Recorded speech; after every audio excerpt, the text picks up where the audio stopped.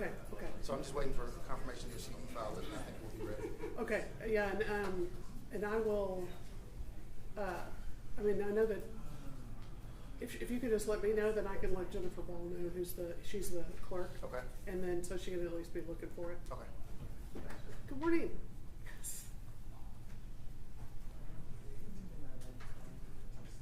I'm glad I'm catching now. It looks like you're about to start a big day. Yes, exactly. For that fact, the new hires. Okay. Everyone agrees? Okay. Perfect. Signature? Yes, on pre-order.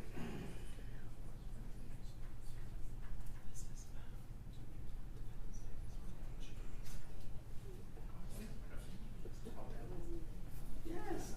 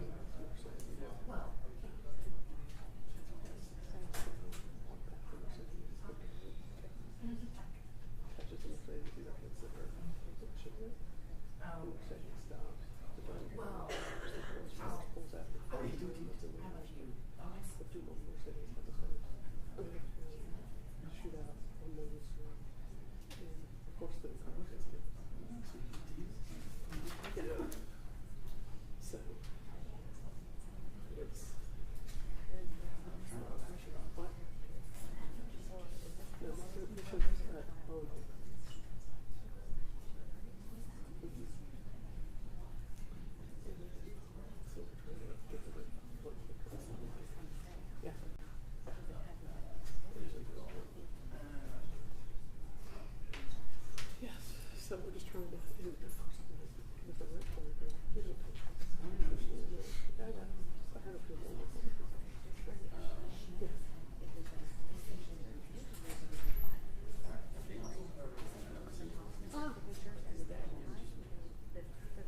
okay.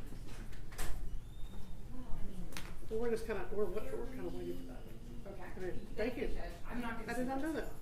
He describes it in a way that's dapper. I mean, you got. There's nothing wrong in there. It is, but there's enough to go around.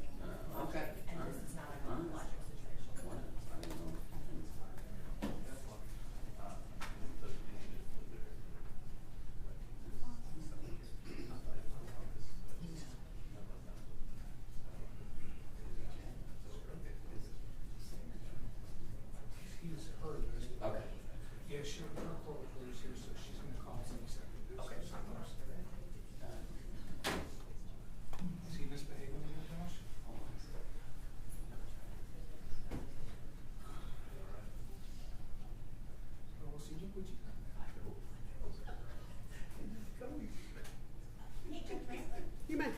So remember that habeas writ we talked about last week? Yes. I think all you just need to do is sign it. So do you want me to just like print out a copy and bring it to you? I got an email back from Kendall McKimmey. Oh, what did she say? She said these get filed on. She said she can be here for a hearing on the 14th of May. You want a hearing? I don't know. I'll reach out to Kendall because I haven't heard anything from her. Okay, I'll forward you her email. So Yeah. What's your? Send it to STARA. Oh, I got it. Yeah. At Gmail. Yeah. No, I hadn't heard from her. I should have copied you on the original email, I'm sorry. Expert agent. Okay, yeah, I mean, the other judge I went to was like, just signed it, so I don't know. I guess I'll reach out to Kendall before I do anything else. Yeah. Okay, how are we? He's got it done, or at least he's pretty much done.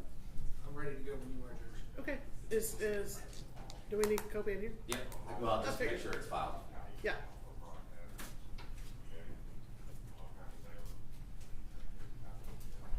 Christina told me that I have the power to actually file something without the clerk, which I did not know that I had that power.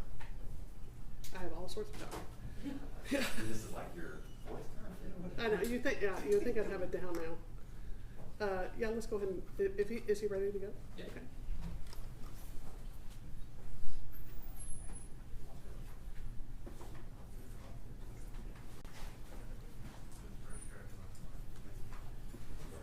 That's a separate deal. That's fine.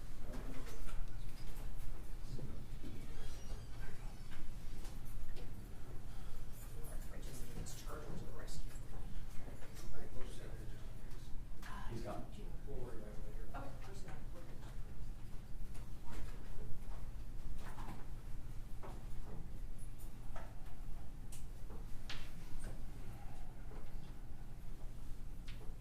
Judge, may we approach this moment? Yes.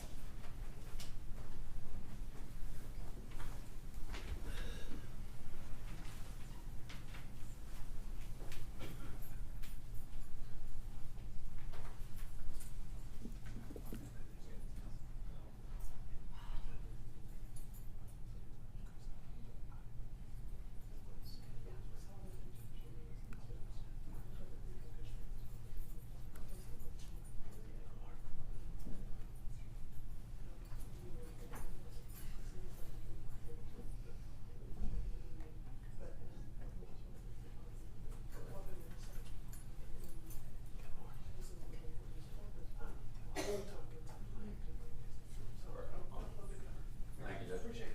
Thank you. Do you want this handwritten one or not? Yeah, we have it. Thank you.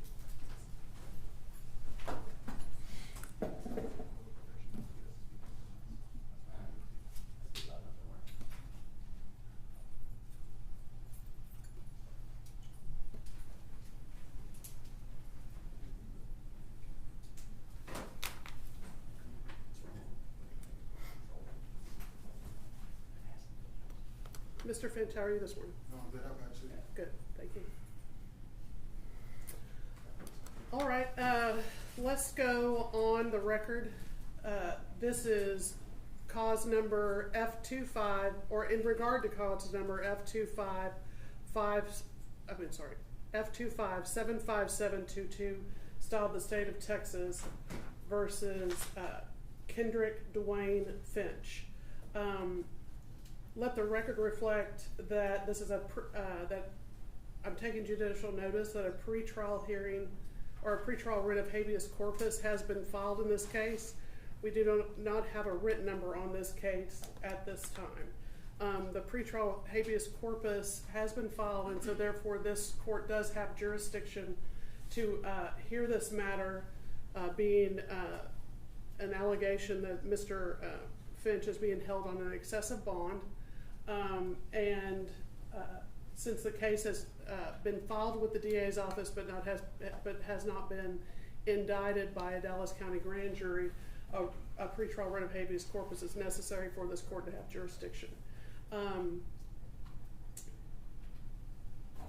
So that being said, and it's a pretrial habeas corpus hearing, the state has the burden of proof to show that the bond is not excessive at this point. So let the record reflect that the defendant is in the courtroom along with his attorneys and the attorneys for the state of Texas. Mr. Hermes. You're on the state will call Detective Kramer.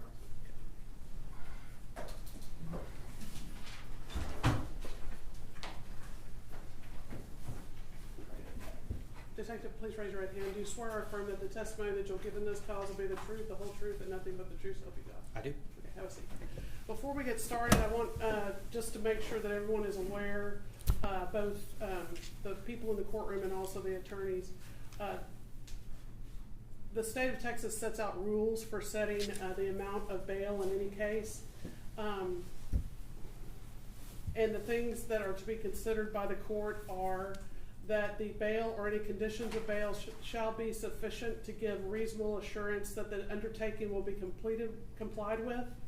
The power to require bail is not to be used to make a bailant an instrument, or bail to make bail an instrument of oppression. The nature of the offense and the circumstances under which the offense was committed are to be considered, including whether the offense A is an offense including violence, or B involves violence directed at a police officer. Number 4, the ability to make bail shall be considered and proof can be taken on this point. Number 5, the future safety of the victim of the alleged offense, the law enforcement and the community shall be considered. Number 6, the criminal history information for the defendant, including information obtained through the statewide telecommunications system maintained by the Department of Public Safety and through the Public Safety Report System developed under Article 17.021 shall be considered, including any acts of family violence, other pending criminal charges, and instances in which the defendant failed to appear in court following a release on bail. Number 7 is the citizenship status of the defendant shall be considered. Additionally, the courts in this state have held that other issues or evidence can be taken on. Number 1, the defendant's work record. Number 2, family ties and ties to the community. Number 3, the defendant's length of residency. Number 4, prior criminal record. Number 5, whether the defendant has previously complied with bond conditions. Number 6, any other outstanding bonds. Number 7, any aggravating offense in the charged, aggravating factors in the charged offense, and other courts have included an 8th factor, the defendant's ability to make bond. So I just wanted to make sure that both parties understand the purpose of this hearing and that the evidence presented conforms to those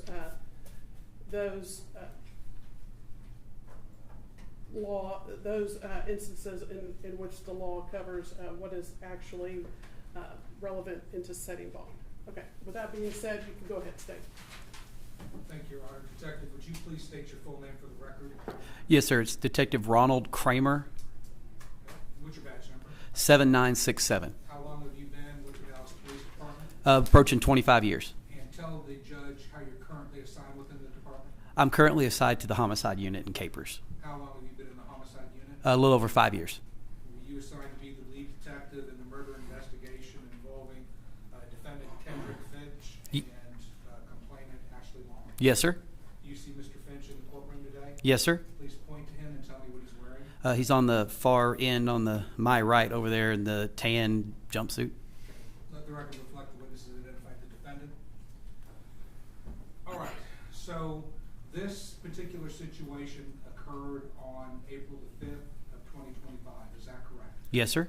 I guess just for the purposes of a little bit of background, tell me how you were made aware of this. We received a group message, those of us that were on call that night, from our sergeant advising that this incident occurred and that someone had been killed, and we were to respond. Okay. When you responded, did you respond to the location where the individual was killed? Yes, sir, I did. Was that approximately the 1800 block of Main Street in Dallas County, Texas? Yes, sir. Okay. Was the complainant still on scene? No, sir.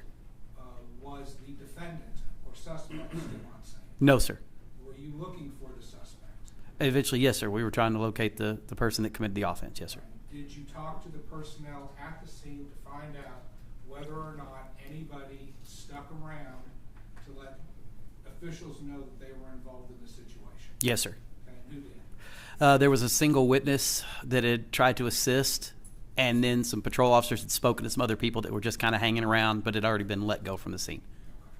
So as far as you know, at least at this point, whoever shot Miss Long was gone. Correct. So just tell the jury, or tell the judge, I beg your pardon, tell her what the scene was like when you arrived. By the time we got there, unfortunately, it had turned into a torrential downpour. So it was raining super hard. Our crime scene people had already arrived and collected evidence, the shell casings, and taken photographs and done their physical evidence collection by that point in time. So there wasn't much left to do at the crime scene by the time I got there. What time did this occur approximately? The offense occurred approximately 2:30 a.m. And we all know this judge, and she is very familiar with Dallas, downtown Dallas, but give her an idea of the location of where everything transpired.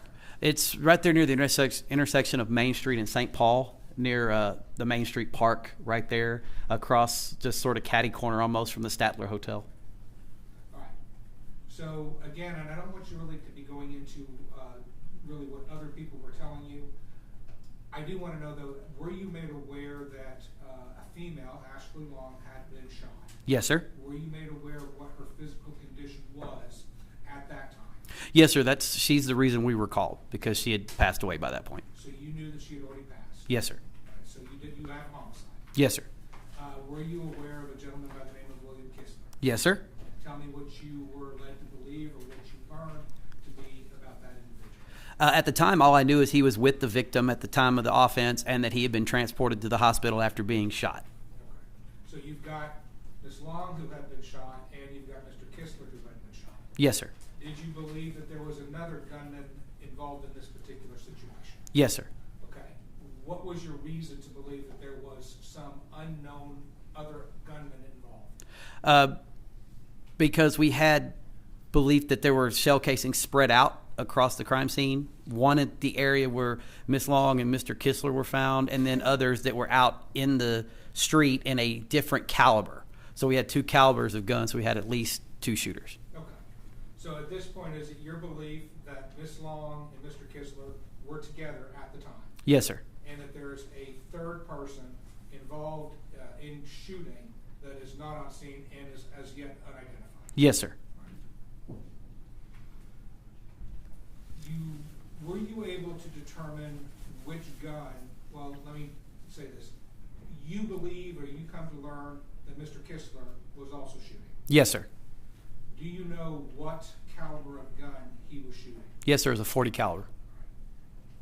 You said that there were 2 different calibers of cartridge cases that were found at the scene. Yes, sir. What was the other caliber? 9mm. All right. So you know you have at least 2 guns. Yes, sir. And do you believe, I know you haven't had everything come back yet in a final fashion with ballistics. This is still a relatively new case. But is it your belief that the fired cartridge cases that you saw at the scene and recovered belonged to an incident together, that they happened together? Yes, sir. How many of the fired cartridge cases that are you attributing to Kistler's gun at this point in time? I believe, and I'd have to check the crime scene note to be exactly specific, but I believe there were 3 fired .40 caliber cartridge casings. Okay. And if you were to review the crime scene supplement, would that help refresh your recollection? Yes, sir.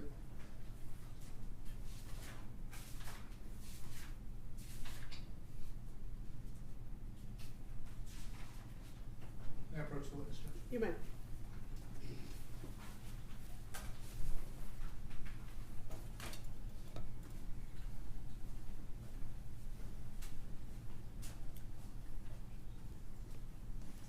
Oh, that was a cartridge. So it was 3 and 1. That was the unfired cartridge? Yes, sir. Okay. All right, Detective, so based on the crime scene report, there were 3 fired cartridge cases, meaning a spent cartridge, and 1 unspent or live cartridge, full Yes, sir. full bullet, correct? Yes, sir. Okay, that are related to a .40 caliber handgun, Yes, sir. which you attribute to Mr. Kistler. Yes, sir. The 9mm, do you recall how many fired 9mm cartridge cases were recovered from the scene? Again, just to confirm, I'd have to look for sure, but I believe it was 7. Okay. But I like I said, that's all listed in there. Sure. Can I approach him? You may.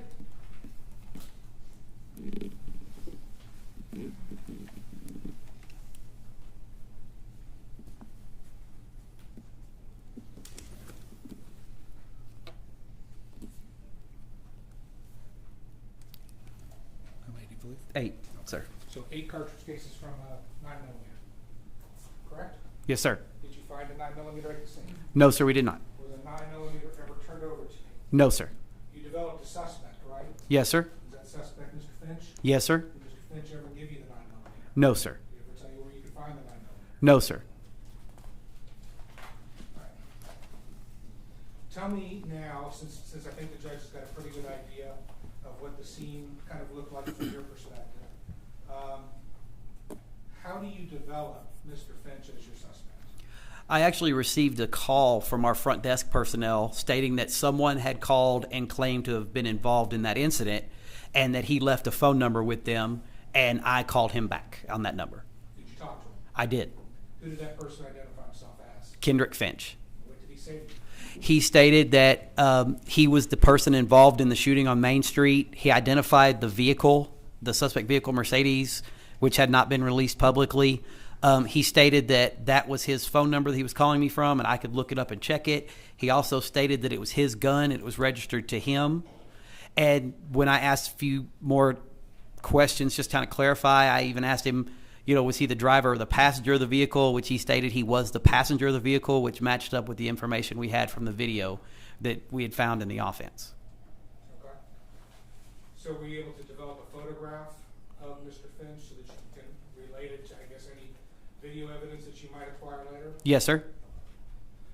Did you ask Mr. Finch at this point in time, since I think based on what you just told me, him knowing facts about this offense that were not a matter of public knowledge, were you fairly confident that this individual was involved at that point? Yes, sir. Did you want to talk to him? Yes, sir. Did you express to him that you wanted to talk to him? Yes, sir. Did you invite him to turn himself in, or not as a suspect, even just to come in as a citizen and talk to you about the role that he may or may not have played? Yes, sir. Did he tell you that he would do that? Yes, sir. He said he would contact his attorney and make a time and come in and talk to me. Did he make time to come in and talk to you? No, sir.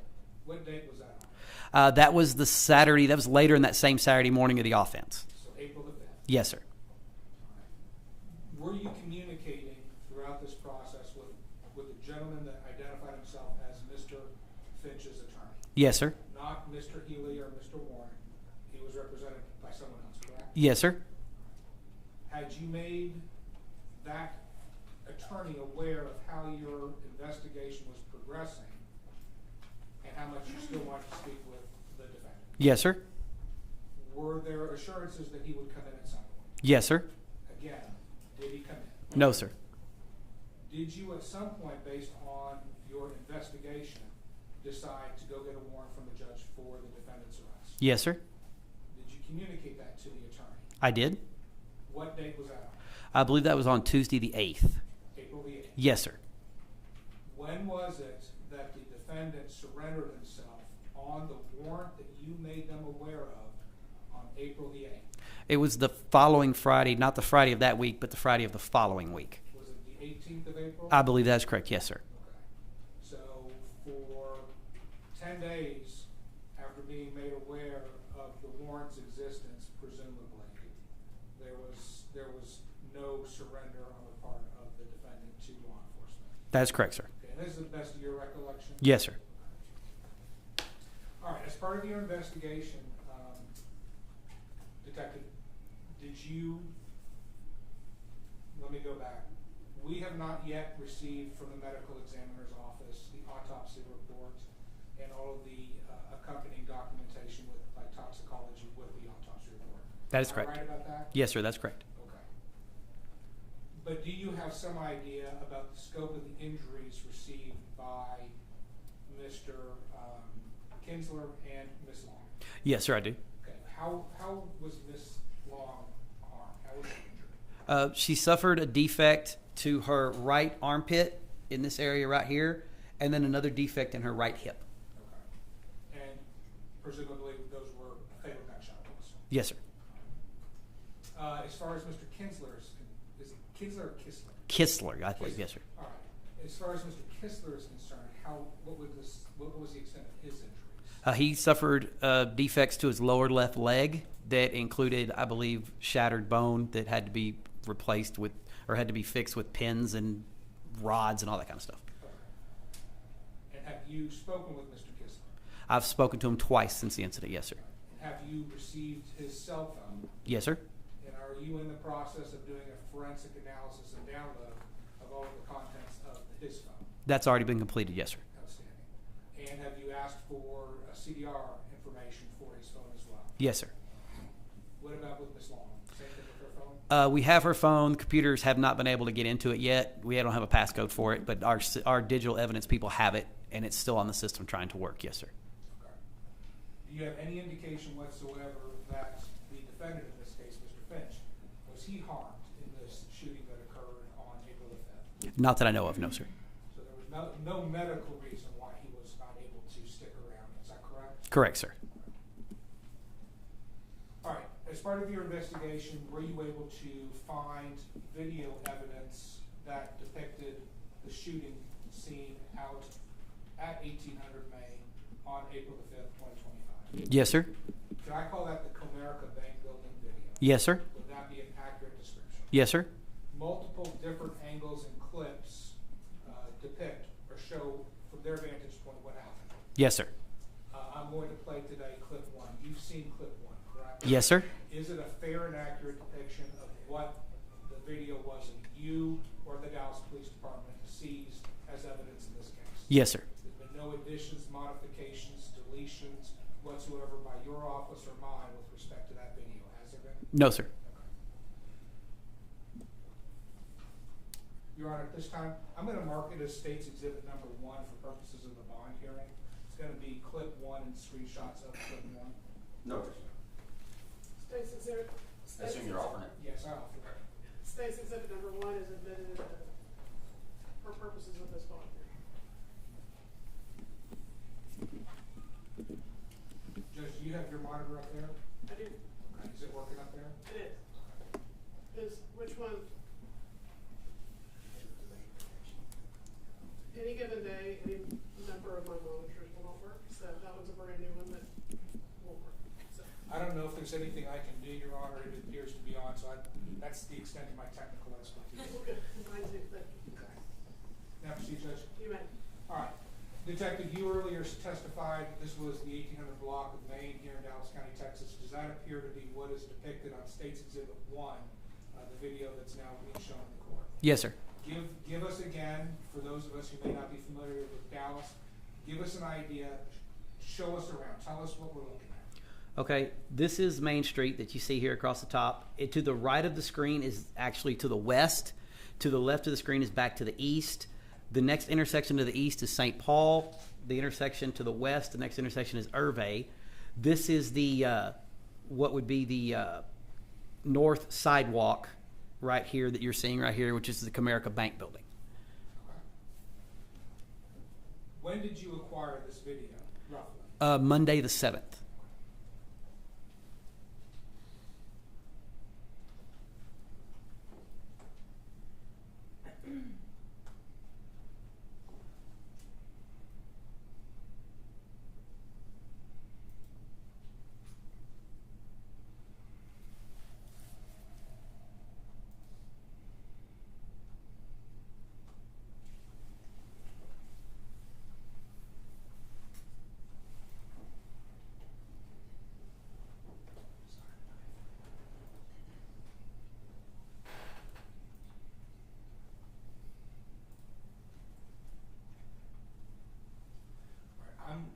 Mr. Healy, you want me to start at what? 9:45. Okay, I was going to start for my purposes at about 12:23. Actually,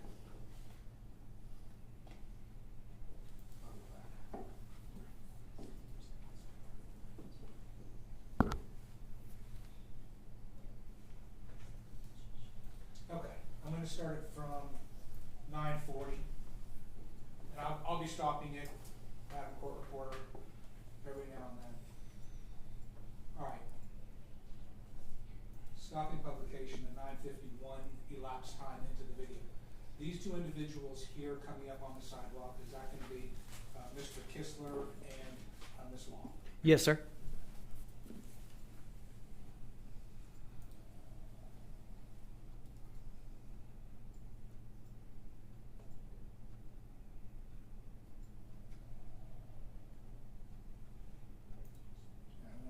Again, at 10:02 elapsed. Are you seeing cars driving up and down the street? Yes, sir. There was at least 2 that just passed in that last second, Yes, sir. correct? Yes, sir. You can see people standing on the other side of that street, correct? Yes, sir. What is the, I guess, the zoning of this? Is this, I know we have restaurants on the bottom, but do you have places where people live and work around here? Yes, sir. This is the Millennium Building here, which is basically like an apartment home building, multi-story apartment home building right here. And then on this side is, of course, the Comerica Bank Building, which is bank offices and other small businesses, things like that. Okay. And even though it's around 2:30 in the morning, there's still people driving and walking about, correct? Correct.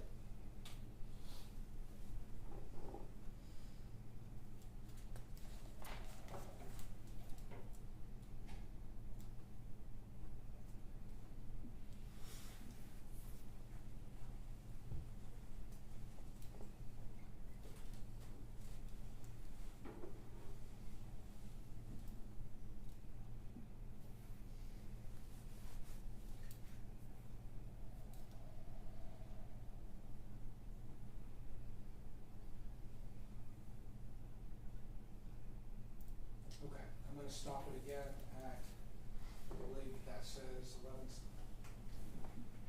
10:37. Did you see on the video where another individual has walked across Main Street towards where Mr. Kistler and Ms. Long are? Yes, sir. You see Ms. Long putting up her hand to Mr. Kistler and then engaging with this individual? Yes, sir. I know you can't read minds, and, you know, us in law enforcement sometimes are not super good also, you know, sometimes reading mannerisms or undertones, but throughout the totality of what the judge is about to say, can you tell me what your impression is of what Ms. Long, how she is acting with respect to Mr. Kistler and what Mr. Kistler is doing? Okay. Yeah, it looks like Mr. Kistler is involved in some kind of verbal altercation with somebody on the other side of the street, a lot of chirping back and forth, and that Ms. Long is trying to get him to just leave. She's trying to get him to go away, and they'll just leave, and it'll be all right. And are you basing that, again, we'll accept that as just your opinion? Yes, sir. Is that opinion because of what we see numerous times on the video of Mr. Kistler's interaction with other individuals? Yes, sir. Resuming play.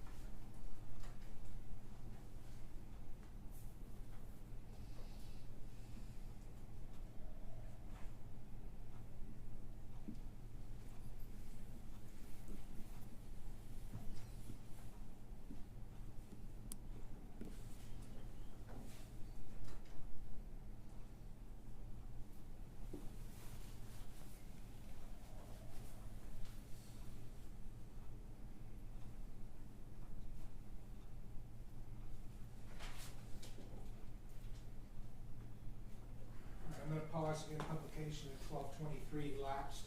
At this point, Detective, do you see Mr. Kistler walking away from whatever that conversation was or whatever happened with that group of people and is now walking on Main Street, appearing to cross the street? Yes, sir. Do you see Ms. Long behind him? Yes, sir. Do you see a bicycle with a person riding a bicycle here? Yes, sir. All right, so again, there's a lot of people milling about. Yes, sir.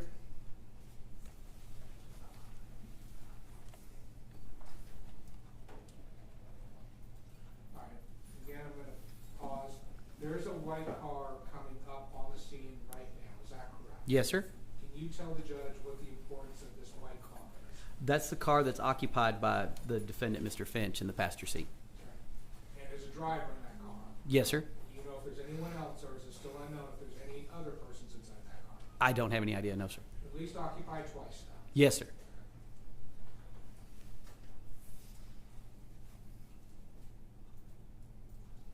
All right, the car, I've now paused publication at 12:30 elapsed.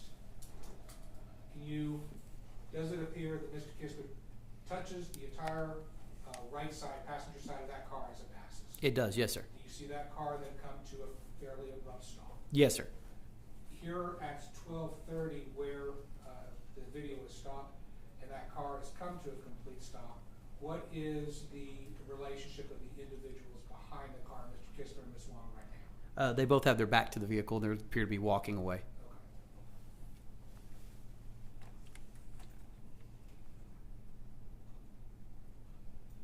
Okay. I'm going to pause again at 12:34. At that point, you see Mr. Kistler run up to Ms. Long. Yes, sir. Okay. Based on your investigation, what is the reason that you believe that he has run up to Ms. Long? I believe that Miss Long is in possession of Mr. Kistler's gun. She has it in her purse. And I believe he may be trying to get it out of her purse.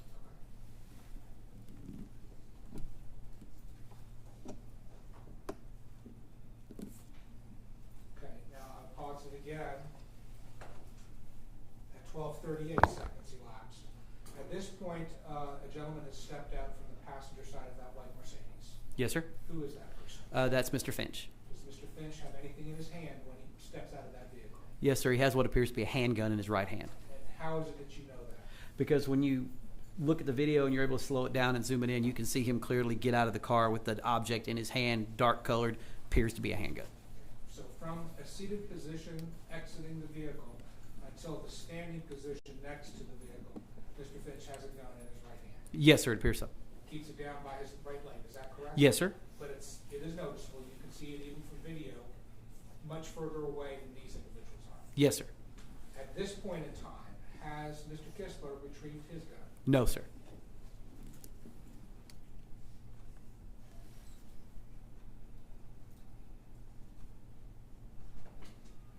All right, at 12:49 or a second or two before that, does it appear that Mr. Kistler has retrieved something and pulled it out of her bag? It appears so, yes, sir. Counsel, I believe it's at 12:40 right now.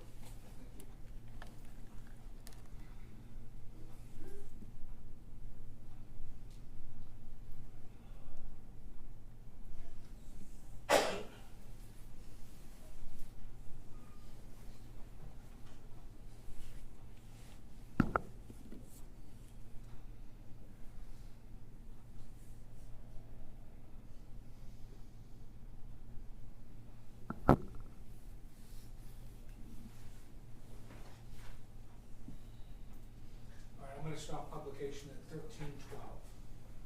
So at this point, there's now been, based on your investigation, an exchange of fire between Finch, the defendant, and Kistler.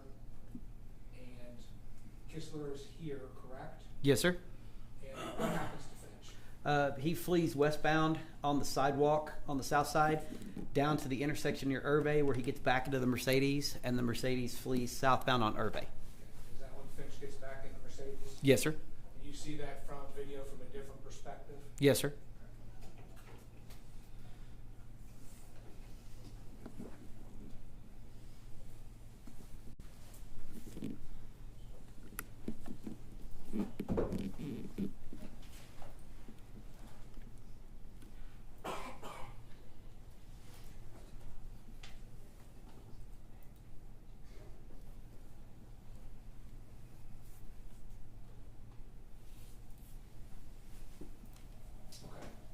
Your Honor, for purposes of the record, these are going to be still shots from State's Exhibit Number 1, the clip that the court just saw a part of. All these still shots are going to be from within the period of time that has been played to the court. The time, each photograph is labeled with a name that indicates the time stamp of the elapsed duration on the video. I will represent to the court that, for example, like this particular still shot indicates that it was at 12:29 elapsed.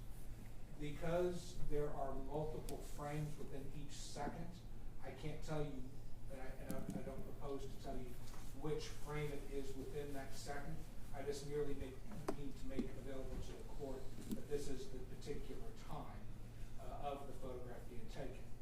Now, when there's going to be a comparison between a close-up of Mr. Finch and a close-up of Mr. Kistler and Ms. Long, those are going to be at the exact same frame. So, for example, if I'm showing you what Mr. Finch is doing, you will also see what Mr. Kistler and Ms. Long are doing in the exact same frame within that designated second.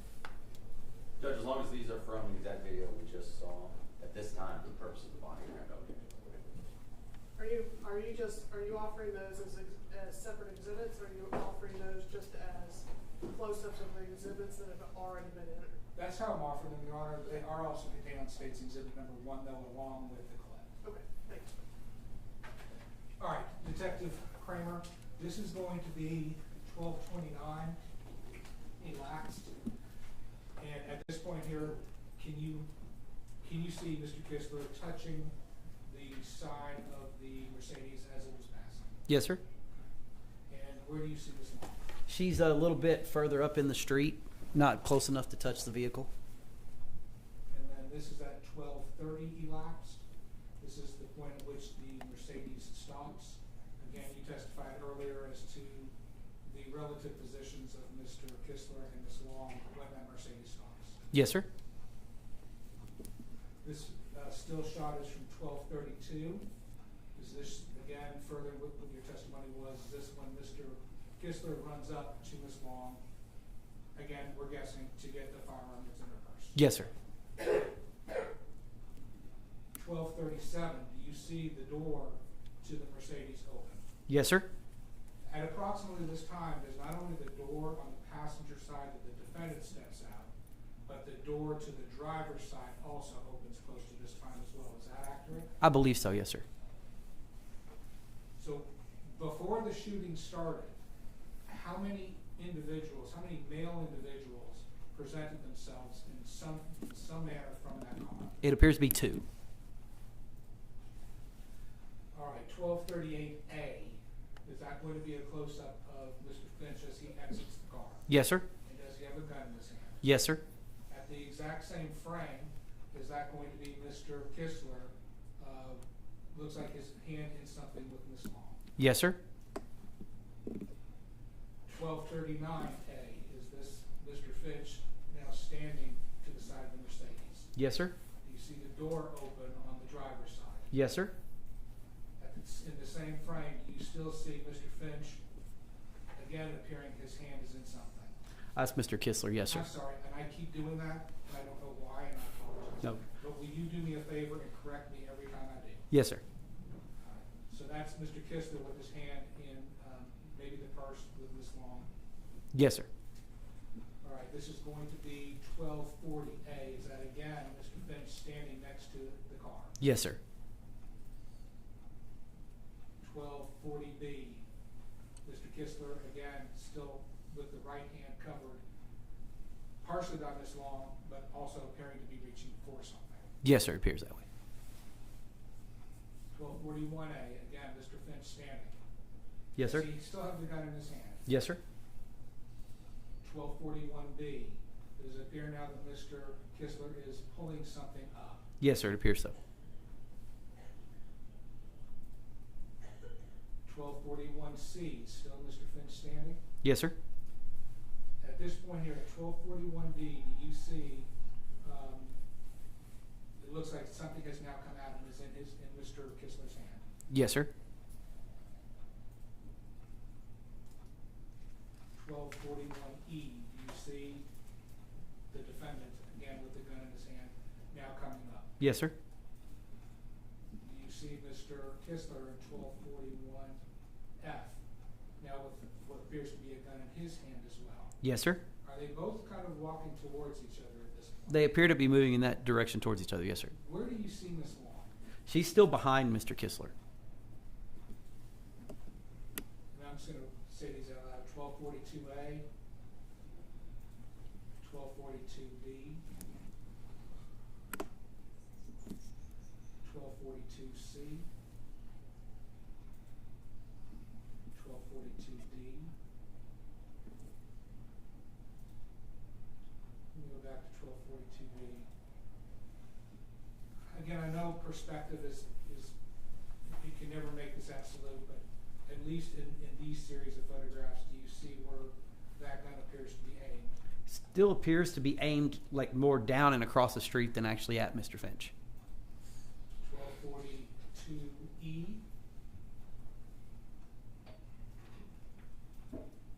1242F,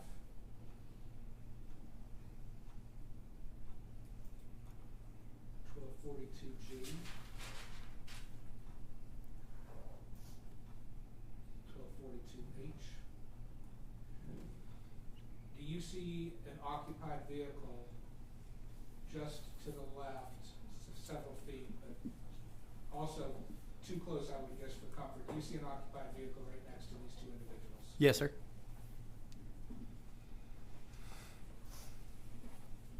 1242I,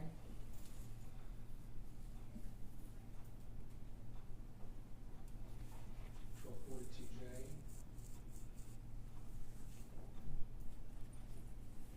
1242K,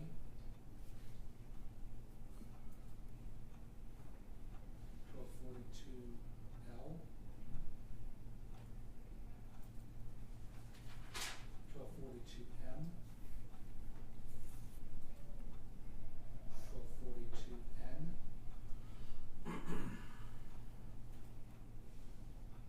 1243A, 1243B,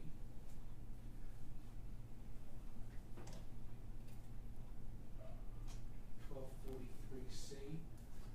Just in between the photograph from a frame or two immediately before this, do you notice a repositioning in the gun on Mr. Finch? Yes, sir. He's brought it up to an aiming and firing position. Okay. Do you have a belief as to whether or not, and if you don't know, that's also a perfectly good answer. Do you have a belief as to whether or not shots have been fired at this point? I can't tell for sure from the video. 1243B,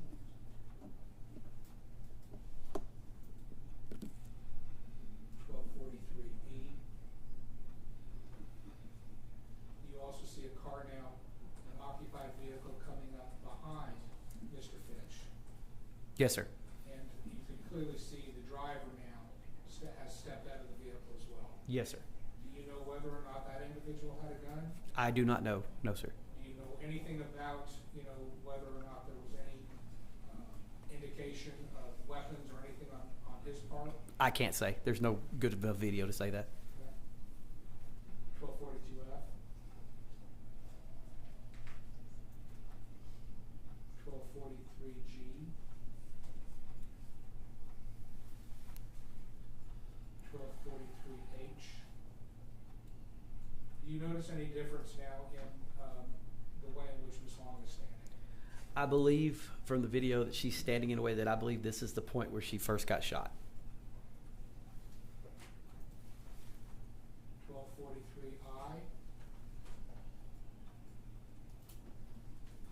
Clearly, what does 1243I show? Shows a muzzle flash coming from the end of Mr. Finch's weapon. So, He fired a shot at that point. for sure at this point. Yes, sir. At that point, there's for sure a gunshot. 1243J.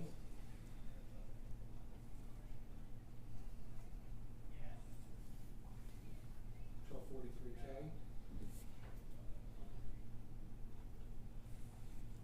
1243L. At least at this point, it does appear that Mr. Kistler's gun is aimed. Does it not appear that his gun is now aimed Yes, sir. at Mr. Finch? Correct. Yes, sir. And what is the condition, Ms. Long? She's already starting to lose her balance and fall. My guess is that I can fairly assume that she's been shot by that point. 1244A. Now, do you see another vehicle behind? Okay. So at 1243A, again, so the judge has an idea. 1244A, I'm sorry. At least at this point, there's shooting going on, as you believe, right? Yes, sir. And how many cars do you see with their headlights on just in that range on that, from that perspective? From this perspective, there's 2, and in the full-size perspective, you can see a 3rd car on the other side. Behind Mr. Kistler, yes, sir. 1244B.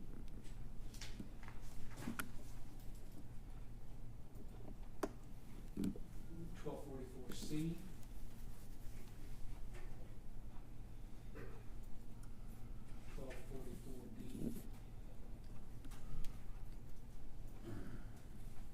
1244E.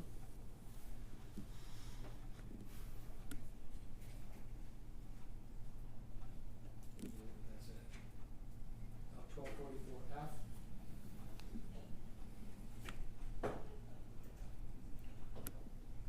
1244G. 1244H.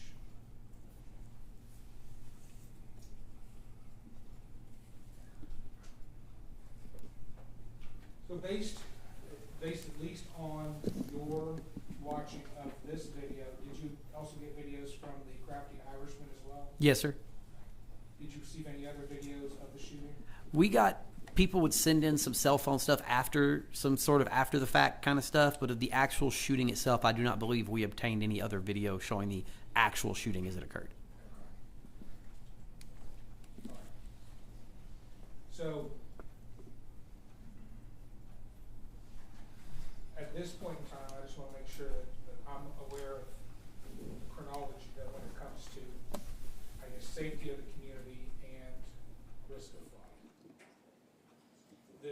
The defendant, without kicking a dead horse here, he never did turn himself in until after he knew there was a warrant and 10 days later. Yes, sir. He never did turn in the gun. No, sir.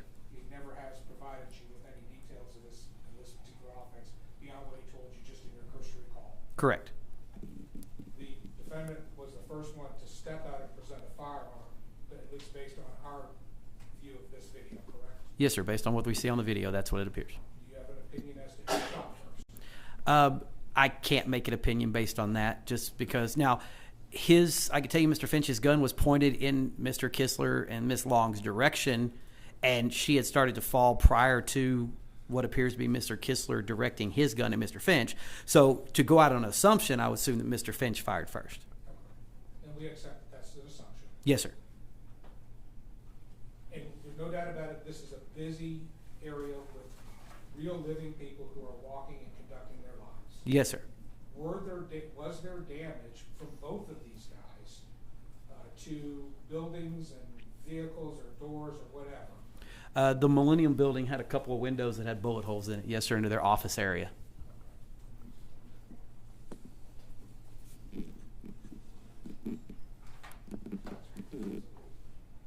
I'll pass the witness. Thank you, Judge. Please report. Detective Kramer, I don't think we met, have we? No, sir. My name is Josh Healy. I just have a few questions for you. Yes, sir. Thoroughly went through that video. If I ask you something you don't understand, please stop me, okay? Yes, sir. And I'm gonna get right to it. Who started all this? Mr. Finch presented the weapon first. Mr. Kistler was kind of being annoying and touched Mr. Finch's car as it drove by. Kind of being annoying? Yes, sir. All right, so even before that, who started all this? Who was the agitator in all this? I believe Mr. Finch still be the agitator. If he had drove off and not gotten out of his car with a gun, then none of this would have happened. Everybody would have gone about their day. All right, so the video we just watched, Mr. Kistler's doing what before he hits the car? Walking in the middle of the street. Not trying to start anything? Oh, he was involved in an altercation with an unrelated person at the Crafty Irishman bar across the street. And it was actually a couple people he was trying to start stuff with. Apparently he was being very mouthy to some folks. All right. And you see him in the beginning of that video when we started it, kind of putting his arms up, kind of doing his little thing, right? Yes, sir. All right. And then my client is a passenger in a white Mercedes, pretty expensive car. Yes, sir. Not speeding, right? Didn't appear so from the video. Driving on the right side of the road. Yes, sir. And Mr. Kistler does what now, do you say? He reached out and rubbed his hand along the side of the car. And at that point, you don't think Mr. Kistler started this? I don't I'm think. saying starting the whole interaction. Yes, I will say that Mr. Kistler initiated the turn of events that led to this situation. And Yes, that's sir. what I'm gonna get to. Okay. With regards to the turn of events, Mr. Kistler is the one, he started.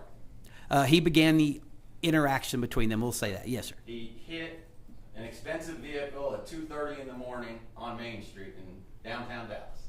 Touched, not hit. Touched. Enough to where the car stopped. His touch had nothing to do with the car stopping. That was the choice of the driver. The car stopped, correct, Detective? They did after he touched the car. The driver decided to stop the car. Yes, sir. So, just want to get this clear. I'm not trying to trick you, sir. So, if something that you don't understand, please, I'll restate. Okay. But my guy's driving like he's allowed to. Obviously, we know gun in the car, what he's allowed to, correct? Yes, sir. And somebody, you say touch, brush, hit, somebody does something to the car that then the vehicle stops. Is that a fair statement? Yes, sir. Alright. And at that point when the vehicle stopped, and I'm not going to go through the video again, the judge has seen it a couple times, and the DA went through it and then did stills of it. When the vehicle stops, what does Mr. Kistler and Ms. Long do? They start doing a little circle dance in the middle of the street right there in front of that black SUV. Well, what does Mr. Kistler really do? He's reaching for something. He's trying to get something, which we believe to be the gun, but he is trying to get something out of her purse. And we can assume he's trying to get the gun. We can right? assume that. Yes, sir. And when he's reaching for the gun, I believe you said at 12:32 in that video, my client is still inside the car with the car shut. Or with the door shut. Yes, sir. So, we got the guy who's agitated, starting fights in the middle of the street. Mm-hmm. We got the guy who hits, brushes, does whatever to the car. And then my guy's car stops, and Mr. Kistler decides, I'm going to get the gun. Right? That appears so. Yes, sir. So who started it? Mr. Kistler again touched the car, which led the driver of the car to make the decision to stop the car, which then led to your client deciding to get out of the car with a gun in his hand. You're skipping one big point, Detective. When the car stopped, Mm-hmm. what was Mr. Kistler doing before my client got out of the car? He was wrestling around with Miss Long in the middle of the street. Trying to get the gun. As far as anybody knows, they're just wrestling around. A standard person walking down the street would be like, what's he doing? He's wrestling with the young lady. But we know what happened only because we can look back from the Hold on, beginning. Stop for a second. Uh-huh. Ladies and gentlemen in the audience, I don't want to see any comments, any reactions to the testimony. If I see any of them, I'm going to have the bailiffs remove you. Okay? We are here to find out the facts that as we know them right now. Go ahead. Madam Chief Judge. You may. Thank you. Take it home and try and make it short and simple. My guy, my client, sitting right here, Mr. Finch never got out of the car until, 6 seconds, 7 seconds of Mr. Kistler trying to reach for a gun. Correct? Your client didn't get out of the car for 6 or 7 seconds. It appears as though Mr. Kistler Sir, was... am I asking a difficult question? You're asking a question that's not exactly... You're trying to phrase the question in a way to get me to say the answer you want when it's not I'm exactly the actually truth. asking a question Okay, based on the listen. time frame. Okay, the counsel, you need to let the witness finish answering his question before you ask the next question, because my court order cannot take down two people talking at the same time. Okay, ask your next question. Sir, at 12:32, Mr. Hermes, great job, showed when Mr. Kistler is trying to reach for a gun, right? In hindsight, we know that's what he was doing, yes. And my client does not open that door until 12:37 and doesn't get out of the car until 12:39. That's correct. So, if my math's correct, that's 7 seconds of Mr. Kistler trying to get a firearm because my client's car stopped in the middle of the road after being brushed or hit or whatever. Is that a fair statement? Fair, I don't know, because, again, we're looking hindsight that we know that he eventually got the gun out. So, You can say it, he asked a yes or no question. Okay. Is it fair or is it not fair? yes, it's fair. Thank you. Again, officer, I'm trying to make it quick so we can be done here, but I need you, the time frame is very important here, okay? Okay? So for 7 seconds, and Ms. Long, who in my opinion is an innocent victim in this case, is trying to push Mr. Kistler back. Correct. And basically throughout this entire video, Ms. Long is trying to push Mr. Kistler back. Correct. And you know from your investigation, Mr. Kistler is not allowed by law to have a firearm, correct? Correct. Yet, he has a gun in a bar, correct? Yes, sir. He is reaching for a gun after brushing, hitting, or whatever you call it, someone's car. Okay. Yes, sir. Okay. And why isn't he allowed to have a gun? Jack, this is not relevant for the purposes of this hearing. Overruled. I'll allow you to establish that. Due to his prior criminal history, he's prohibited from owning a firearm or possessing a firearm. And you're not allowed to possess it in a bar, but it serves alcohol greater than 50%. Correct, but to be completely accurate, Ms. Long was actually the person in possession of the weapon inside the bar because it was in her purse. And whose gun was it, sir? I believe it was Mr. Kistler's gun. Yes, sir. And where is Mr. Kistler now? Mr. Kistler is in the Collin County Jail on an unrelated charge.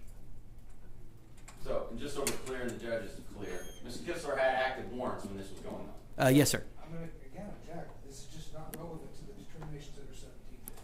I agree. Judge, may I say one thing though? I apologize, just for the court. Okay. When we're going into the facts and circumstances of the case, and obviously this court is aware now that this is a big self-defense claim and self-defense with transferred intent claim, Mr. Kistler is not even allowed to have a gun. And the fact that Mr. Kistler is out here with 2 active warrants trying to start fights on the street, then hitting another car, then pulling out a gun before my guy gets out of the car is highly relevant to the facts and circumstances of this case. Okay. I now know that he's in the Collin County Jail. I now know that he cannot possess a gun. I now know that it was in her purse, so I understand all those things. Ask your next Fair question. And Detective Kramer, and we're not going to get in your knowledge of self-defense law or transferred intent law, but based on that video, who is moving towards who in that video? Well, initially, when the defendant gets out, he takes what appears to be a step away from his car towards Mr. Kistler, and then Mr. Kistler appears to advance towards him as well. So you think my client is going towards Mr. Kistler? It appears he takes a step forward as he brings the gun up the first time, and then when Mr. Kistler then brings his weapon up, your client starts to retreat and moves back around the vehicle for cover. So let me get this straight. We're going to replay it again, so maybe I just saw it wrong. But the entire time when Mr. Kistler is trying to reach his firearm that he's not allowed to handle, he's not going towards my client when he gets the gun in his hand? It seems like they're kind of all standing in the same little spot, like they're kind of going back and forth in the same spot. Now, he does move towards your client at one point, then he starts to retreat, then he moves towards him, then he starts to retreat. So he's going back and forth, yes. Judge, do I need to replay that again? Or do you? Okay. I know what he's doing. Okay. And at that point, when somebody is approaching you with a firearm, you have a right to defend yourself. Fair enough? Yes, sir, if that's the case. Okay. And at that point, when my client gets out of the car, he's not raising his arm and pointing the gun, correct? No, not at that point, no, sir. And the point that he raises his arm and with the gun in his hand is the point he sees the other individual, Mr. Kistler, with the gun drawn. Yes, sir, I can assume so. So we now have an individual with a gun drawn coming towards my client. Okay, Right? yes, sir. Yes, sir. You understand, don't you? When somebody has a gun drawn coming towards you, you have a right to defend yourself.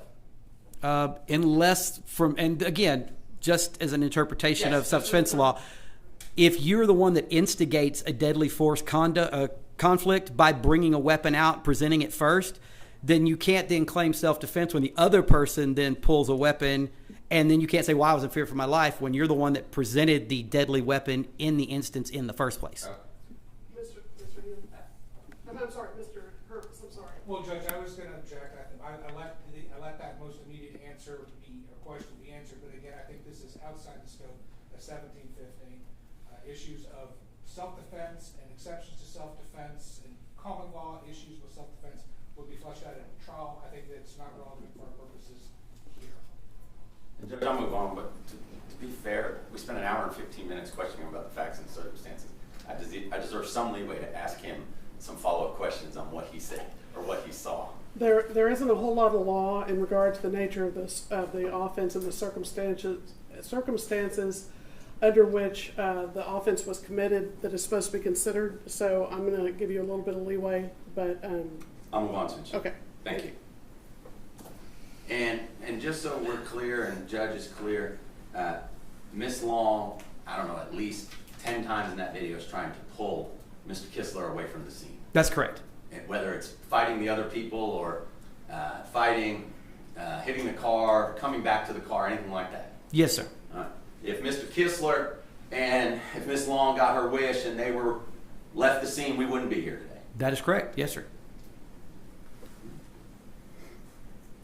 Did you happen to get the toxicology reports yet? From I Mr. haven't Kistler? gotten any lab reports, no, sir. That takes 8 to 12 weeks typically. And I know the judge knows this, but we kind of have a packed courtroom here, so I apologize to follow up on this. But obviously, you know my client has a Fifth Amendment right not to testify Yes, sir. and not to talk to you, Yes, sir. and was being advised by an attorney. Yes, sir. One of the conditions or factors to be considered in a bond hearing is flight risk and things like that. Yes, You're sir. aware of that, right? Yes, sir.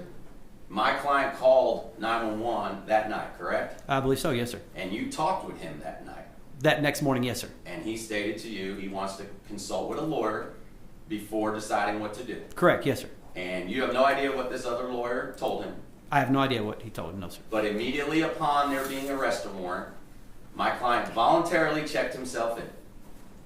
Immediately being 10 days later, or immediately he- being that same day? No, when he got, excuse me, I'll rephrase. When he got everything situated, according to his lawyer at the time, he then voluntarily checked himself in. What his lawyer told me actually after what he told myself and the U.S. Marshal that was in charge of looking for Mr. Finch was that Mr. Finch had cut off all contact with him for several days in there. He couldn't reach him by phone, and he had no idea where he was or what he was doing. So that's what Detective Whitaker from the Marshal's office was told. And then I'll keep going back to it because I guess it's a hard question. I'm sorry. He turned himself in on April 18th. On April 18th, he finally turned himself in. He Yes, didn't sir. go kicking down doors trying to find him. Marshals did a bunch of work looking for him at the time, but he finally surrendered himself on that day. Yes, sir. Why do you keep adding stuff? I just asked, did you kick down doors? I did not, but the Okay. Marshals put a lot of work into surveillance and following people and doing traffic stops and things of that nature. I didn't ask a single thing about the marshals, did Okay. Judge, I object to argumentative. I'm just trying, Sustained. Move along. did I ask anything about the marshals? You did not, but you said that I didn't go kick in doors. Okay. Sustained. 1 second, Your Honor. You can.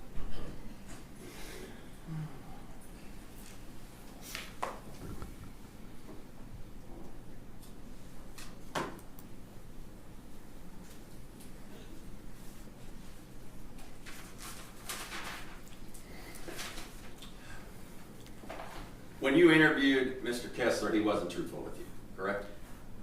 He. Judge, I object. Okay. Again, this is beyond the scope of 17. Sustained.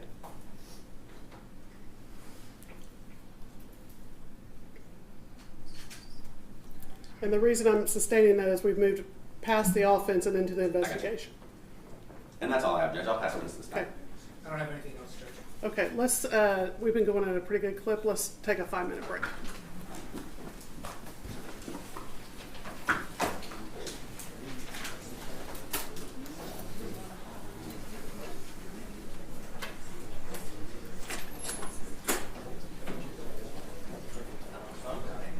Yeah.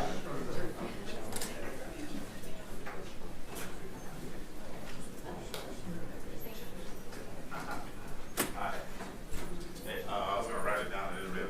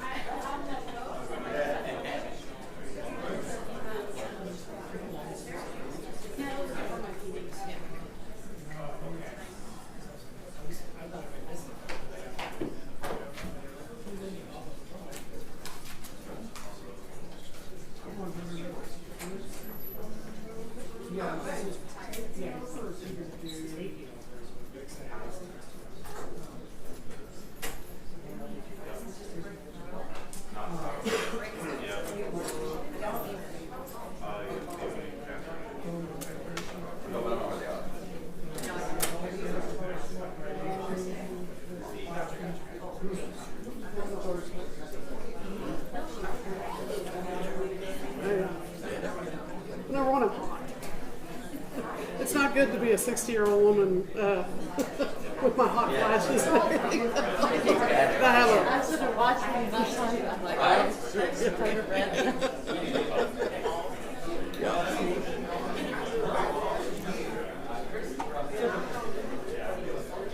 Oh, this is a sad case, man.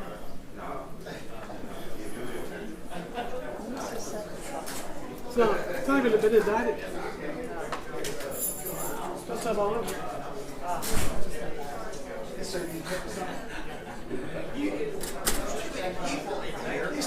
Dumbass bond hearing. There's a John Williams on your chain, baby. And let's get rid of him. John, we've seen it. Yeah, sitting back. You got a blind guy. Yeah, dude.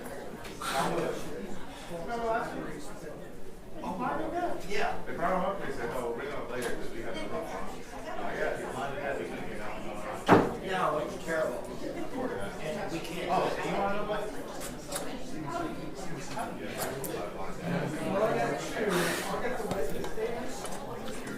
And then I put hot ones in when I first started. And he did. Oh, I'm sorry. It's crazy.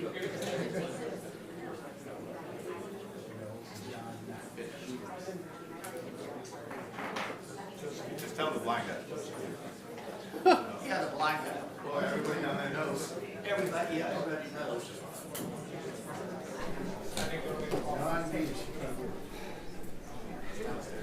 Oh, he's still downstairs with the cinema over there. Yeah, sitting all the way back. Oh, you're welcome. Always try to be cooperative. I was telling your crew outside, I said, my first 35 years ago, when Sean Rabb and I started within a few months of each other, and my first encounter was with Annie Alvarez, and the assignments desk said, oh, he's media friendly. And she said, you just set up in the window and shoot through there. And so I just sat up outside and started doing what they told me.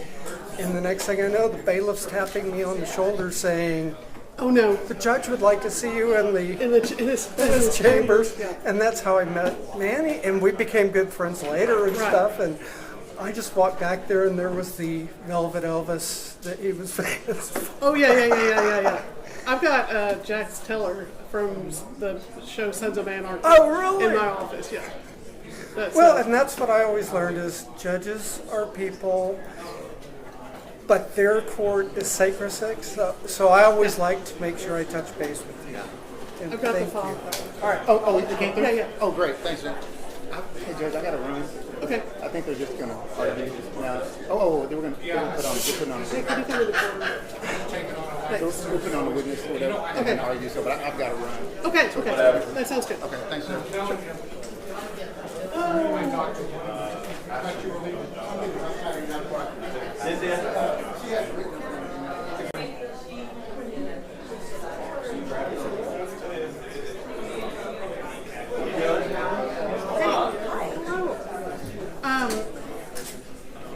So we were supposed to also have a motion to suppress with. Yes. Okay. Is that still? Everyone's still circling and Okay. prepared to stay through the afternoon. Okay. Perfect. Some people are not, and we're resetting that, but you have Okay. a motion to suppress, another bond hearing, and a free trial. Okay. All of those things are with Danielle. Oh, good. So she's just I hanging told out. her I was like, I'll just be here, and she's like, okay. Okay, cool. Thank you for doing that, Rachel. Did you know about this? This? No. No one, because no one told us. No, I didn't. So one of the people stopped by. I'm like, hey, you want here? I'm like, oh yeah, it's no big deal. One murder case, it's mine, it's no big deal. I didn't know this one. We had the media stuff like that. We got out of this. I would not spring this on you. I did not know. I had some idea, but I didn't know it was going to be this big. Well, I I should have texted you last night. But we put it together. Okay. Yeah. Well, I should have expected. I should have asked more questions with my person. Was like, hey, no, that's belong here. Well, see, when I heard Bond here, and I saw Bond, I said, okay. But when they got it, I saw him. Oh, shoot. My captain was telling me, man, oh, let me call I'm him. sorry. That's not. That I promise you, I would never do this to you. But also.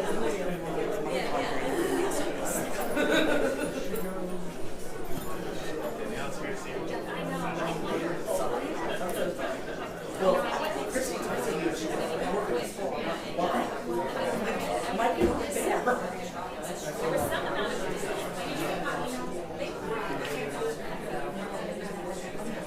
Yes, and that's so I just deleted it. I'm sorry. I totally. I appreciate that. And I'm sorry that I didn't do it to you.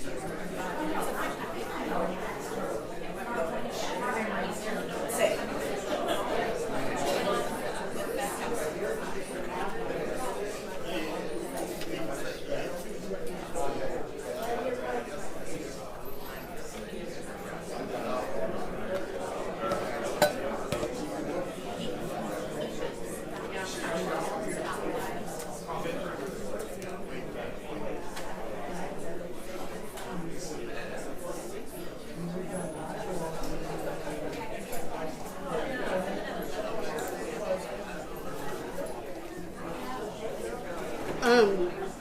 Josh, it's filed, and I've got all the paperwork I need, so everything's all good.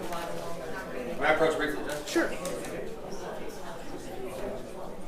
Unrelated to that. Yeah.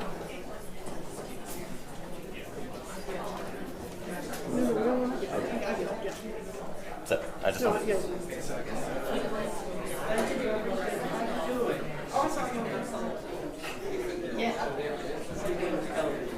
Right.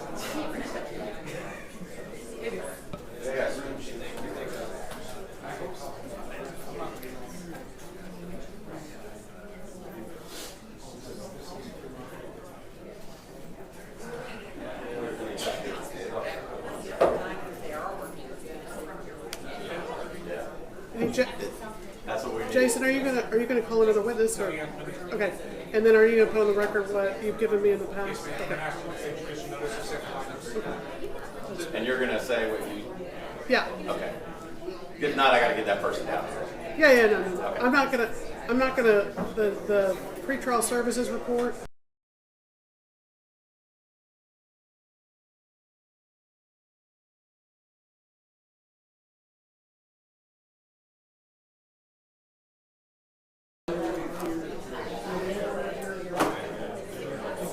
I told you you wouldn't need that from me.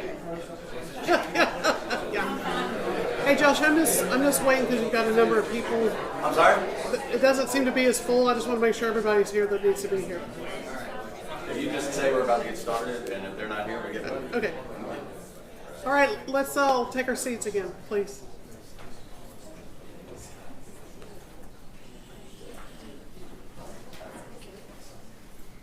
All right. That's all right. Okay, let's go back on the record. We now have a written number. That written number is WX2591155 and F2575722, style of the state of Texas versus Kendrick Finch. The court has previously taken judicial notice that the defense has filed a pretrial writ of habeas corpus. That was filed. I've gotten notification from the clerk's office that it was filed on 5/7/2025 at 9:32 a.m. and we started the hearing about the same time that it was actually filed. So, State, call your next witness. Judge, at this time I'm going to ask the court to take judicial notice of some additional items that have been provided by an agreement to the court prior to today, and that includes the defendant's TCIC, NCIC report containing a list of prior arrests, charges, and if any convictions, the probable cause affidavit filed in this particular case, and I know that the court has been provided with the risk assessment that was done when the defendant was admitted to the Dallas County Jail. And with that, the state will rest. And Judge, just so the record's clear with regards to the risk assessment, we've had a conversation off the record, everybody involved. I felt there were many mistakes in that, and the judge has caught those. So as long as the judge is aware of that, and I have no objections, and ready to proceed. Okay. I have reviewed the risk assessment prepared by the Dallas County Pretrial Services. I did notice that there were some mistakes made when I reviewed also the criminal history of the defendant. And since their weighted scale score is based on some of the things that I believe are mistakes, having reviewed his criminal history, I'm not going to consider the risk assessment just because I feel it's based on faulty information. But I am going to consider everything. So we have the NCIC, TCIC, also AIS. Is that correct? Yes, ma'am. Okay. And I also just want both parties to know that after our meeting last week that we had in chambers, when those documents were given to me, I also looked at documents, both pretrial and post-disposition, available on the public access of Odyssey for his prior cases. So I have reviewed that as well. Okay. Anything further from the state? No. Okay. Do you rest? I did. Okay. And you didn't put on the record, you also got the probable cause affidavit. Oh yeah, I'm sorry. And the probable cause affidavit. Let me see what else.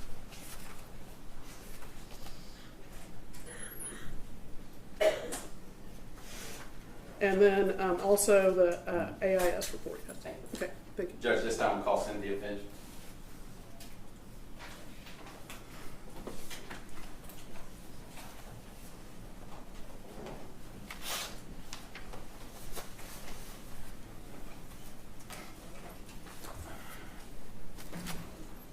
Ma'am, could you please raise your right hand? Do you swear or affirm that the testimony that you'll give in this cause will be the truth, the whole truth, and nothing but the truth, so be God?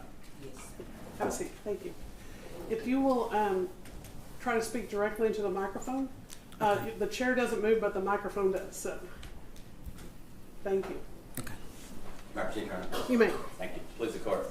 Ma'am, if you could please state your name and spell it for the court reporter. Cynthia Finch, Cynthia, Finch, Finch. Now, you just witnessed about an hour and a half of testimony. I promise this is going to go a little calmer, okay? Okay. Tell me, ma'am, who is sitting to my far left here? Kendrick Finch. Who is that to you? My son. And how old is he? 34. Do you have any other children? Yes. I have 2 boys, and I have custody of my granddaughter. 2 other sons in custody of my granddaughter. How old are they? 36 and 33. All right. And do you work, ma'am? Yes. Where do you work? At GAR. That could mean a lot to me. What is GAR? Garland Auto Recyclers. All right. And what do you do there? I do inventory specialist. And do you live, well, let me back up. How long have you been working there? For about 5 years. What did you do before that? Medical assistant. And do you live here in Dallas County? Yes. And without not giving your address, but what part of Dallas County? Oak Cliff. How long have you lived there? For 60 years. Same house or apartment or area? Yes. Yes. And who do you live there with? My mom and my granddaughter. Kendrick, where does he stay? He has his own place with him and his girlfriend. Is his girlfriend here today? Yes. And what is her name? Ariana. And where do they stay? Are they in Dallas County as well? Yes. And how long have they been in Dallas County? For at least 6 years, 5, 6 years. What about your son, Kendrick? How long has he been in Dallas County? All his life. Does he travel much? No. Does he leave the county much? No. You understand, Ms. Finch, why we're here today? Yes. I've talked to you repeatedly about this. Judge has a decision whether to lower the bond, keep the bond, add conditions to the bond. She could even raise the bond if that's what she deems fit. But you understand, specifically your role in this right now is to talk about certain factors that she may consider in assessing the proper bond. Okay. All right? So first things, and I hate to ask this with all these people here, but approximately how much do you make a year? Probably about 40,000. All right. And with regards to you guys retaining my law firm, did you have family help for that? Yes. Who helped in that? My brothers and sister. All right. It was a collective from the family? Yes. All right. And with regards to your son, my client, Kendrick, does he work? Yes. Where does he work? He helps out with my brother at Hollywood Cuts. Hollywood Cuts? Yes. I assume that's a barbershop? Yes. How long does he do that? Like, how many hours a day? Monday through Saturdays, and the hours varies, like 10 to 6. So 6 to 10 hours a day? Yes. And no, I'm saying from 10 a.m. to 6 p.m. Okay. And so he's there all day, either cleaning, helping out, doing something like that? Yes. How long has he been doing that? For quite some time, about 6-7 years. How long has Hollywood Cuts been in existence? That's a good question. Probably about 15, 16 years, I think. 31? Okay, my brothers, I'm sorry. I understand, this is hard, but it's been around a while. Yes. And if the judge were to give what we perceive to be a reasonable bond and allow him to work, he would still have that job, correct? Yes. And if the judge were to reduce that bond, would you do everything in your power to make sure he can abide by any and all conditions she sets? Most definitely. I know this is a weird question, but we have to ask. Your son's a U.S. citizen, correct? Yes. Born and raised here in Dallas County? Yes. He has, with regards to criminal history, a deferred adjudication for a burglary of a habitation, but no felony convictions. No. He served, I think, 26 days on a possession of marijuana misdemeanor. Yes. That's the conviction he has. Yes. With regards to what assurances can you give the judge if she were to lower this bond that you would make sure he shows up, he does everything she says? My assurance is everyone that is here for him today is a guarantee that he's going to be in court, because we stand behind him and we're going to make sure he do what's right. And without going into everyone that's here, is it mainly family and friends? Family and friends. And I've met a lot of them today for the first time, but this is everybody who's in his corner. Yes. Right now, the bond is set at $500,000. It was not set by this judge. It was set by the magistrate judge. You and I talked about what you thought you could afford. Is that correct? Correct. And what did you tell me you thought you guys could afford collectively as a group for Kendrick? 100,000. And you understand with the 100,000, if the judge were to lower it to that, I can pretty much guarantee she would force him to wear an electronic monitor. Would you have any problem with that? No. Would you assure that it's charged and on him at all times? Most definitely. With his girlfriend, I assume, and brothers and everybody else involved? He can't stand a chance with us. Third factor, nature and circumstance of the offense. We're not going to talk about that because the judge already saw and heard about that. Ability to make bail, we just talked about. That's the fourth factor. You told the judge what you thought you could afford. Safety of the community. Obviously, you know from prior that he was actually entitled to have a firearm. He was allowed to, but if he is on bond, you understand, for this case, he cannot have a firearm. I understand. Would you assure that to be true? Yes. Would you assure that his girlfriend, his brothers, his work understands that he cannot carry a firearm? Yes.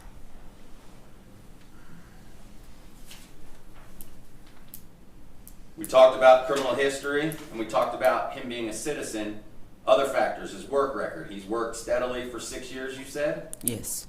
Family ties besides you, and who else is in the family in the area here that is in his corner?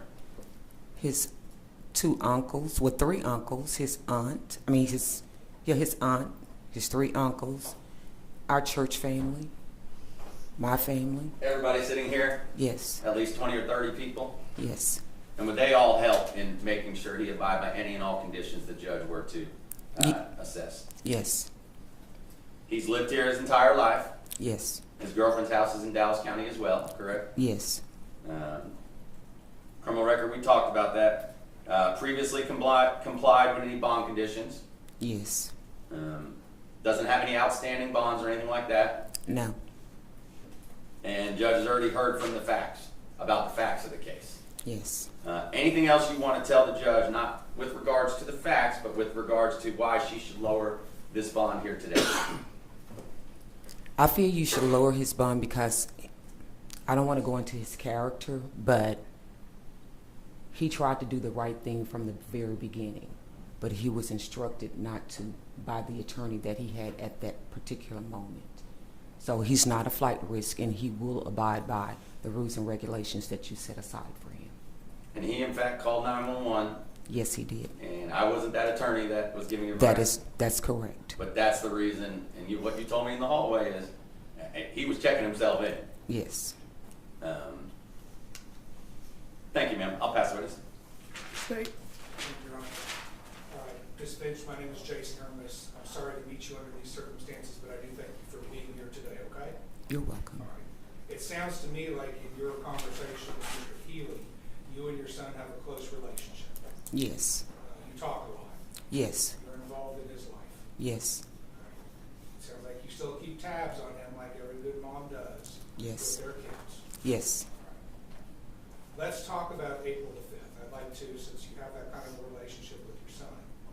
First of all, whose car was your son the passenger in? I don't know, sir. You don't know that? I don't know that person. Who was the man who was driving that car? Who was your son with that night? I do not know. You don't know that? No. Now, you understand, Ms. Finch, that you are under oath. You must tell the truth. Yes, I do. So you've talked about this relationship with your son, how close you are, and you've told this judge about how you're going to be able to keep tabs on him, so forth and so on, giving this judge a sense of calm and security and peace of mind.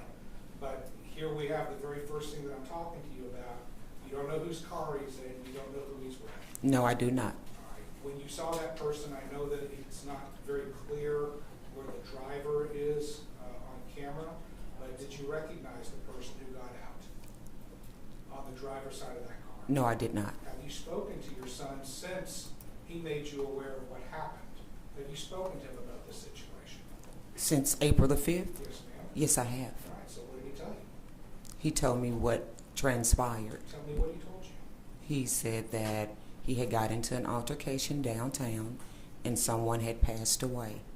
So I went to look for myself, and I told him, you need to call the attorney. He said he did. He said he had already called 911, and he had tried to speak with the detective. That's great. And I appreciate that, but that's stuff after the fact. I mean, he didn't just tell you that he was involved in an altercation and someone passed away. I mean, if a mom hears that, you're going to have questions. What questions did you ask him? What did he tell you? I asked him. Details. I asked him what happened. What happened? What did he say happened? He said that someone pulled a gun out on him, Okay. and he shot in self-defense. Okay. And someone else was killed and one was injured. Okay. What else did he tell you? That's pretty much it, because he kept trying to reach out to 911 and the attorney. Okay. He would have no reason to lie to you, right? No. So what he is telling you in confidence is that someone pulled a gun on him and he shot in self-defense. Correct. That was it. Did he have any other reasons for shooting other than in self-defense? No. What did he tell you that the other person was doing? Acting erratic, Okay. jumping around. Did your son tell you that he was the first one out of the car with a gun? No, he did not. Let's talk about the gun. Why does your son have a gun? Because he can possess one. He has. Absolutely. Everyone can possess one. Mm-hmm. I'm asking you, though, you know your son. Why at 2:30 in the morning? Is there a reason why he had a gun on? I can't answer that for you. Do you even know what he was doing that particular evening? No, I don't. You said that you looked into this particular situation yourself. Did you come downtown? No, I just went on social media like everyone else is. When did he first tell you about this? It happened on Saturday the 5th, I think. So when did he first tell you? When did you have this conversation? Saturday the 5th. Where did that conversation take place? On the phone. Where was he?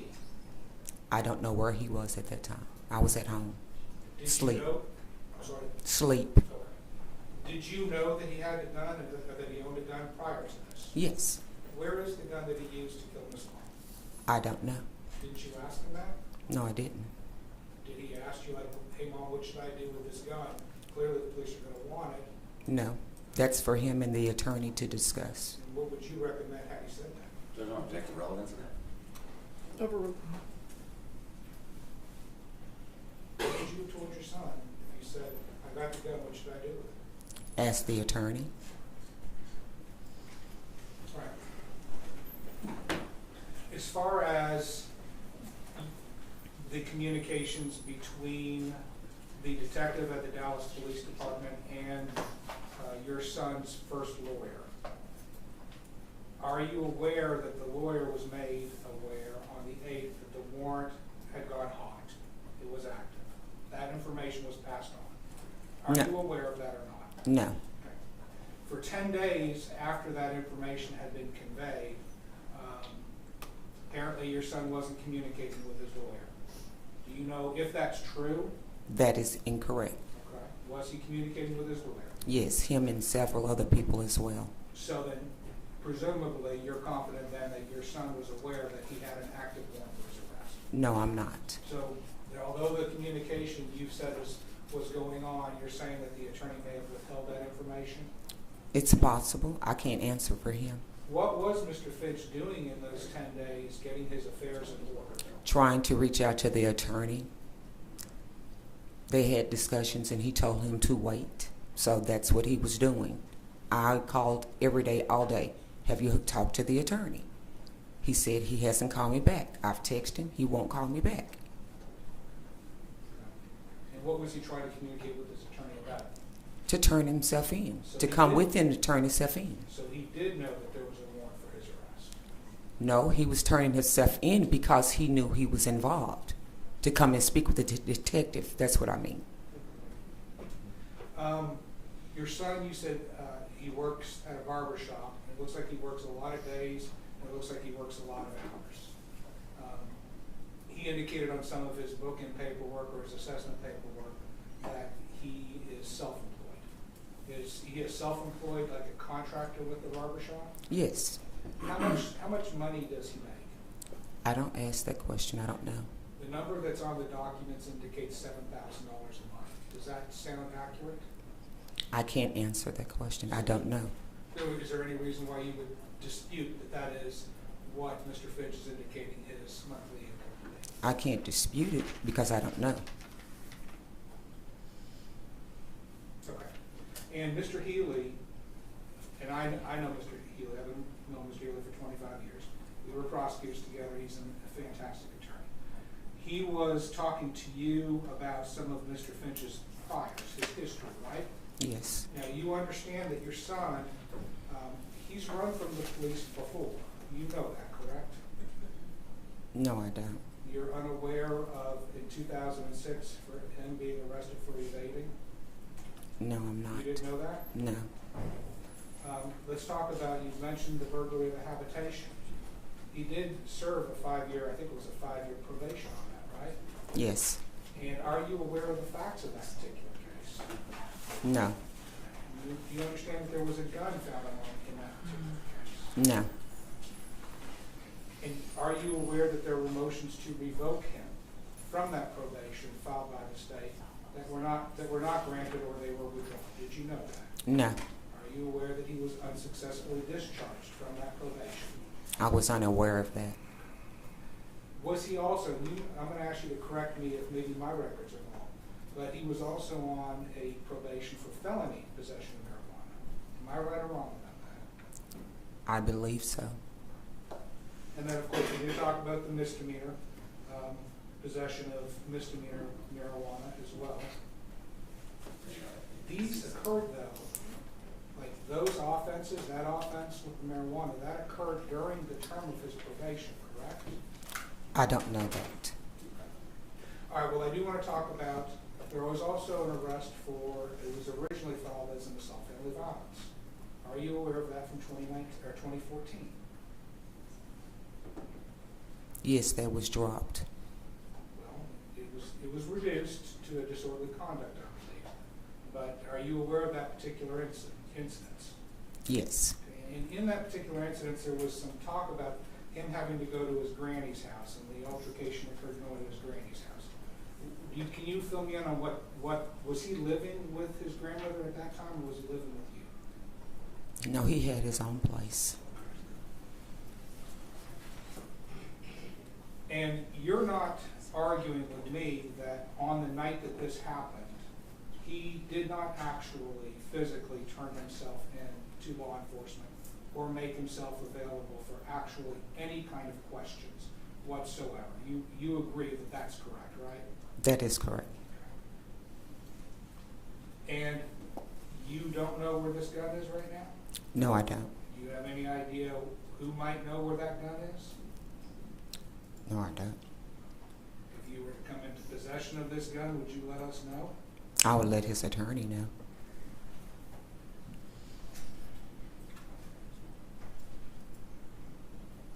I forget if I mentioned this, but also on his burglary of habitation probation, he was unsuccessfully discharged. Did I mention that earlier? Yes. Okay. All right, man. I really do thank you for your time and your patience with me. I'll pass the witness. No further questions, Your Honor? Okay, will this witness step down? No objection. You may step down, ma'am. Call your next witness. This time, defense rested with regards to the bond hearing issue. Arguments? Judge, I'll go ahead and open, and I won't close. I imagine what you're going to hear, Judge, is the defense mentioning to you all of Mr. Kistler's involvement in this case. And while that's fair to give you an understanding of, the overall rule, here's what the state very passionately believes and wants to bring to your attention. On this particular evening, there is no doubt, and Mr. Finch must own, that he was the first one to step out with a gun. With no gun presented at that point, when it comes to an escalation from whatever this might have been, that was all ordained the moment that Mr. Finch decided to step out of that vehicle with a gun in his hand and present it to the people that he was looking right at. From the evidence that I see, it is our firm belief that Mr. Finch was the first one to shoot. That he has to own. He fired that gun at least 8 times in a crowded residential commercial street with cars and people walking all around. And Mr. Kistler may own a similar situation, but we're here today on Mr. Finch. And what kind of risk to the community does Mr. Finch pose? That he owns and he owns alone. That he fired at least 8 rounds. He killed the person by shooting that person twice. He shot the other man once. Bullets from the guns went into businesses and windows that were up and down that street. These are his to own. I've given the court a copy of the criminal history. You've looked into some of the background of those cases. I think that between the action that you see on April the 5th, the conduct, the brazenness, the bravery, I don't see fear. You're the fact finder. Maybe you see some fear when he's standing out there with a gun. That looked like a purposeful, desired engagement.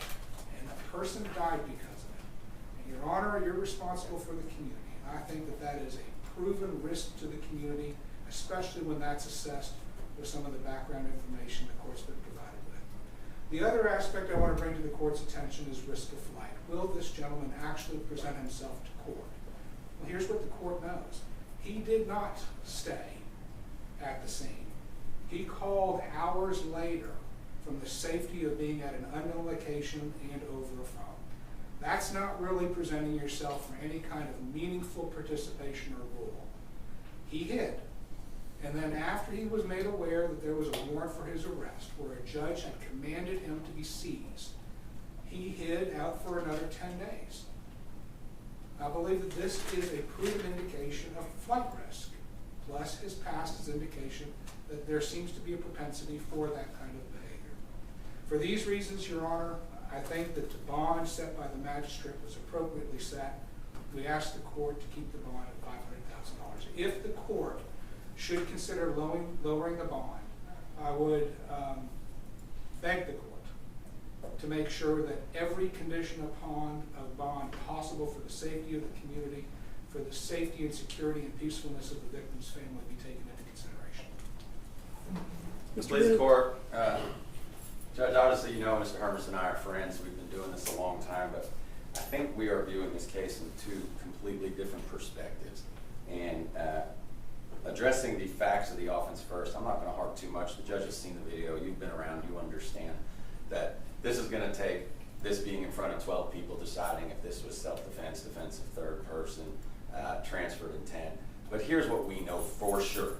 We know for sure Ashlee Long would be alive today except for William Kistler. William Kistler is the one who started everything that night. It showed in the video. It shows his actions, how he was acting. We don't have the toxicology report yet of these two individuals, but I can bet where that's going to end up.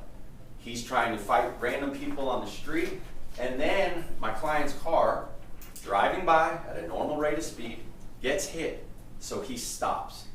And Judge, may I approach, or at least he stops, and for at least 7 seconds, and I want the court to be aware, 1 Mississippi, 2 Mississippi, 3 Mississippi, 4 Mississippi, 5 Mississippi, 6 Mississippi, 7 Mississippi. My guy's car does not open. And what is Mr. Kistler doing the entire time? Trying to get that gun out. And do we know if that gun was out when his body was turned? No, so I'm not going to argue that. But what I do know is my client never gets out of that car except Mr. Kistler is reaching for that gun immediately. And my issue with all that, and this is the reason why I wanted to approach Judge, and God bless the detective, we'll have a nice chat when trial comes, but if you watch that video, Mr. Kistler, when he's fighting around trying to get that gun and finally gets it, goes like this towards my client. And when he takes those steps towards my client has every right under the law to defend himself. So when you're looking at the facts and circumstances of the case, Judge, we're looking at a $500,000 bond right now for a very in question self-defense case in my mind. And you as the trier of fact with regards to the bond right now have to make a decision not just for that family, but for this family, for everyone involved, including the community. What is a proper bond amount for a case where it's all on video, Judge? You're going to be able to assess it. So looking at the facts, Judge, I would suggest just on the facts alone, the bond is preposterous at $500,000. Especially the way murder cases are handled in Dallas. This is not a capital murder case, but adding the facts together with this, with regards to the community safety standard, there are many things the judge can do to ensure the safety of the community. So we're going to start with reasonable assurance that it will be complied with. Number one, he's never not shown up. He's the one that called 911. And you know what? I let Mr. Hermes ask about attorney-client conversations with his prior attorney, but we can't get into what his prior attorney told him. The jury will hear about that at some point. But right now, he listened to his attorney. Yet, before talking to an attorney, he's the one who called 911. After talking to an attorney, he's the one who comes and checks himself in.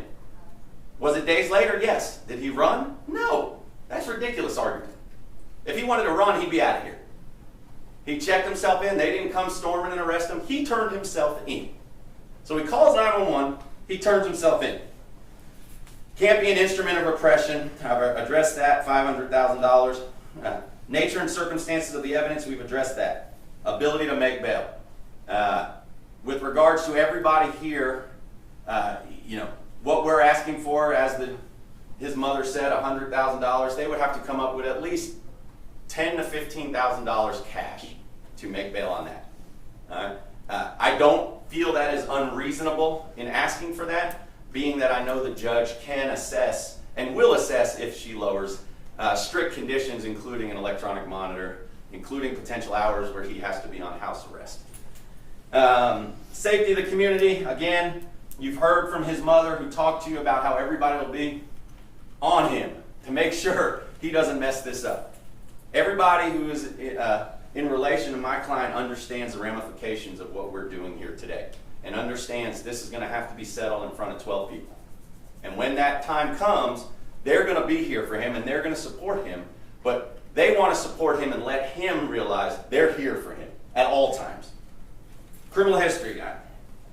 I guess being arrested is cause for criminal history, but my client is not a convicted felon. The individual who started this is a twice convicted felon who couldn't have a gun.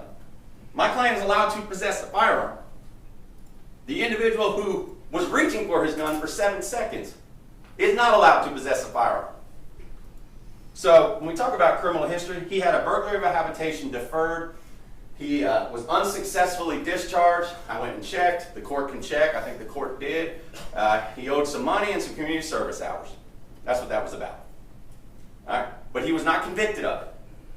So he spent 24 days in jail on a possession of marijuana. That's his criminal history. That's what he's been convicted of. We know that he's a U.S. citizen. And then the other court factors. Work record. He works all day, 6 days a week. Family ties. There's at least 30 people in the crowd here, who, family and friends, all live in Dallas County. Lived here his entire life, another factor to consider. Criminal record we talked about. Previously complied bond conditions.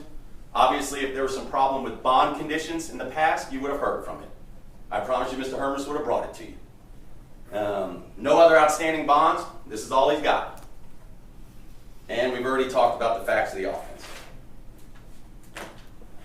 Judge, I understand you're in one of these predicaments where you got 2 cameras, probably a camera out there, got every DA investigator and homicide detective that I know of in this courtroom right now for this bond hearing.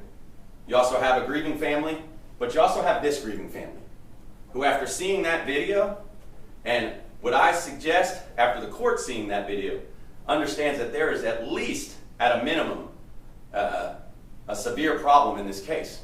Factually, that's going to need to be determined by a jury of his peers. At this point, Judge, based on everything, based on the factors laid out in 1715, plus the factors that the courts consider, plus the facts of the offense that you heard, we'll ask that you lower the bond to a reasonable amount of $100,000, which is in agreement with most murder cases here in Dallas County. This is not a capital murder case. And if the court wants to put an electronic monitor, if the court wants to put some type of house arrest, obviously we have no problem with that. The point is, though, bail is not to be, I believe you said it, factor number 2, an instrument of oppression, and $500,000 for a case like this is a clear instrument of oppression.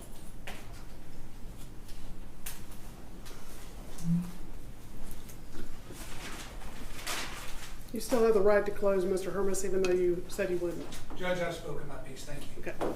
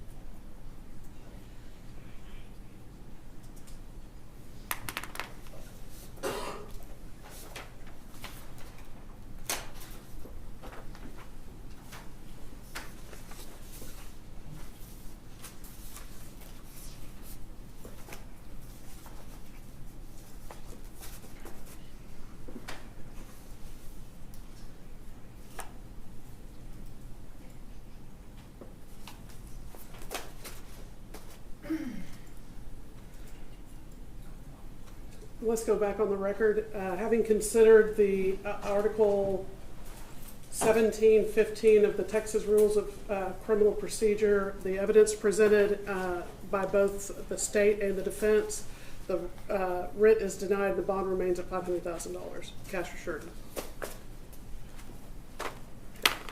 Let's go off the record.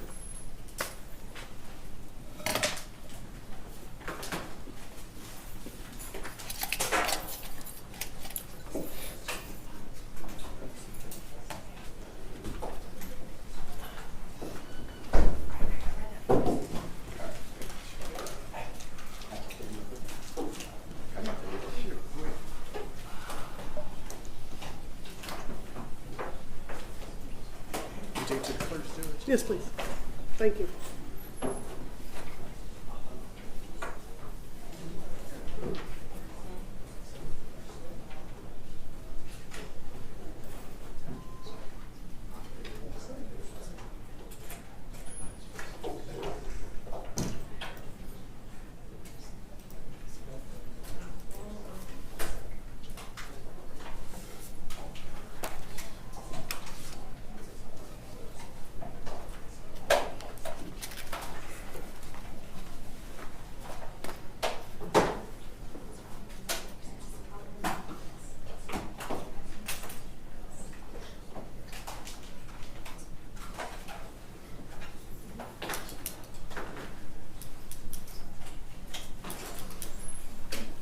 Thank you.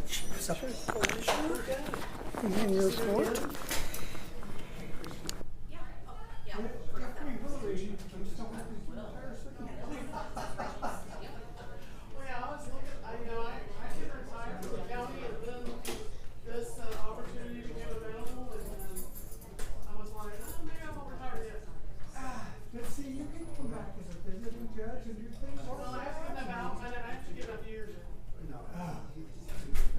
Yeah, I've got 35 years. It was CBS when Sean Rabb and I started way back in the day.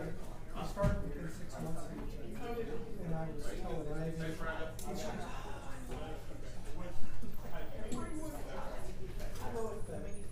Thank you so much. May I be excused, Your Honor? You may. When this house is around, you start.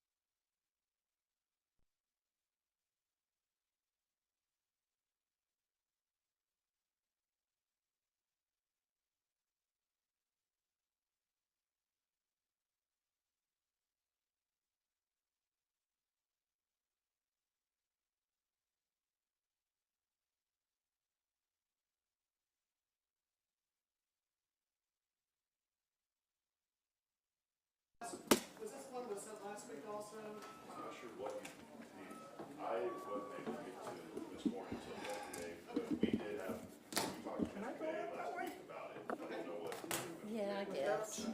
Since did you put your hat on and go on the court? Well, I'm trying to get stuff. Dragon.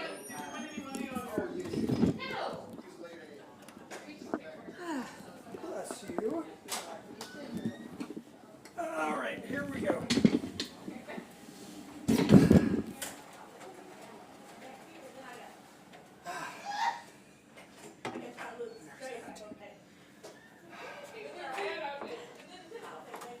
Bless you, sir. Okay, y'all forgot the most important people. Yeah. My sweet brother. God bless you. Oh, I'm being there. So, I'm gonna be looking for you. All right, Don't forget to tell Chef. Yes, please. Okay, take care. Thank you. Okay.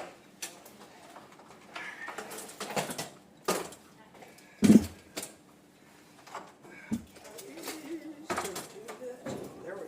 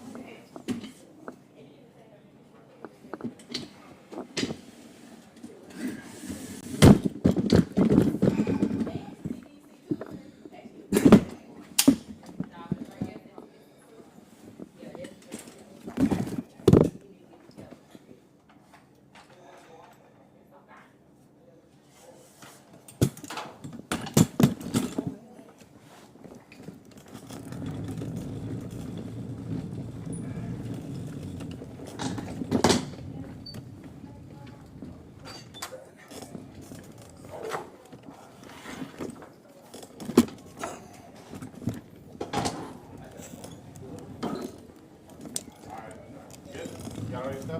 Yes, thank you. You guys were awesome. So I can shut down.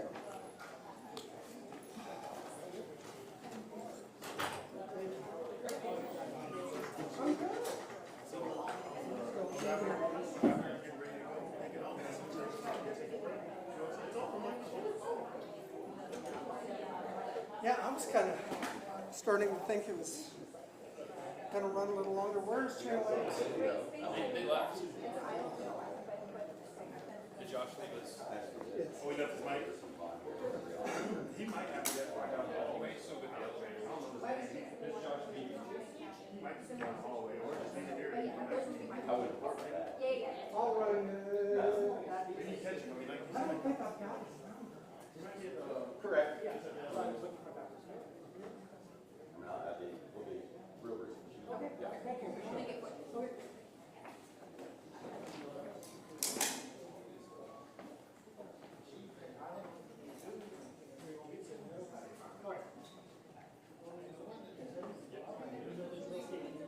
Josh Healy, H-E-A.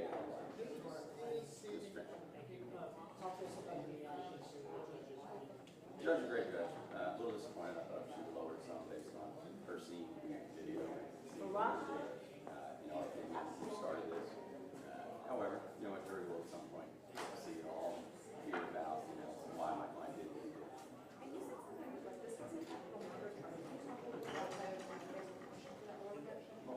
In Texas, when it's a capital murder charge, with a death penalty or life without parole is an option. Here, it's anywhere from 5 years to substantially lower. In Dallas County, rarely is a regular murder case at this type of level of $500,000. So that would be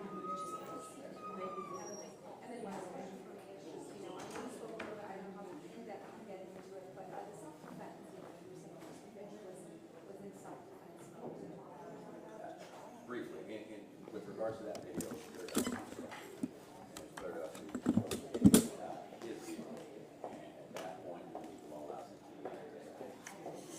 you'll hear a lot more about that. And any other things? They're good. I was going to say my last question was following up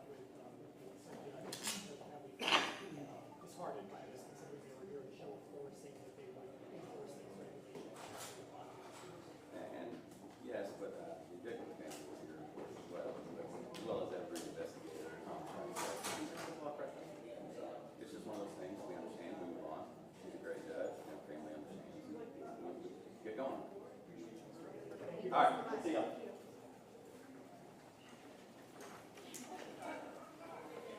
Hey, Andy, it's on. I am done on Live View 15.